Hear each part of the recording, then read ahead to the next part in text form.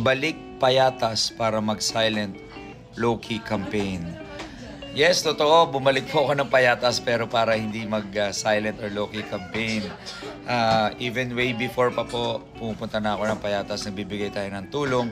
Sa katunayan po, nung pandemya, noong mga April 2020, mga 1 month pa lang yun after po ng lockdown. Isa yan sa mga unang dinalaw namin at binigyan namin ng tulong at mga ayuda. Hindi pa uso yung mga ayuda nung pandemya pero kami po yung unang pumunta sa Payatas para magdala ng mga bigas, canned goods at tulong po sa mga kababayan natin doon. So bumalik po ako nung isang araw dahil dinalaw ko po yung isang natulungan ko doon dati.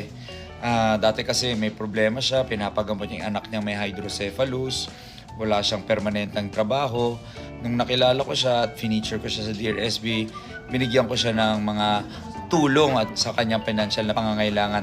At balita ko, meron na siyang sariling negosyong patahian ng mga pasahan at bumabiyahe na rin siya ng tricycle.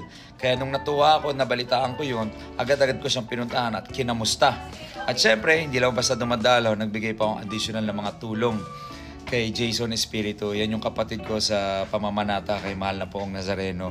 So yun lang po, hindi po ako nandun para mangampanya at di po ako taga Quezon City, taga Maynila ho ako, Batang Sampaloc. At yun, matagal naman kami tumutulong na from Front Row Cares. Kasama ko ngayon si Kuya Will nung Tutok to Win, nung programa namin. Araw-araw kaming tumatawag at tumutulong sa mga kababayan namin. At ngayon, kasama na ako ni Kuya Will sa sa Will to Win, sa bago niyang programa po sa Channel 5. At ito, kasama ko yung mga co-host ko. Yes! Si Baby Boobsy.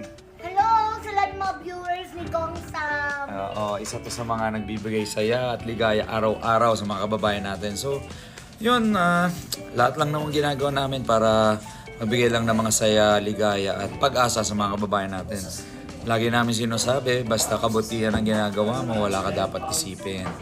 At wala pong pamumulitika.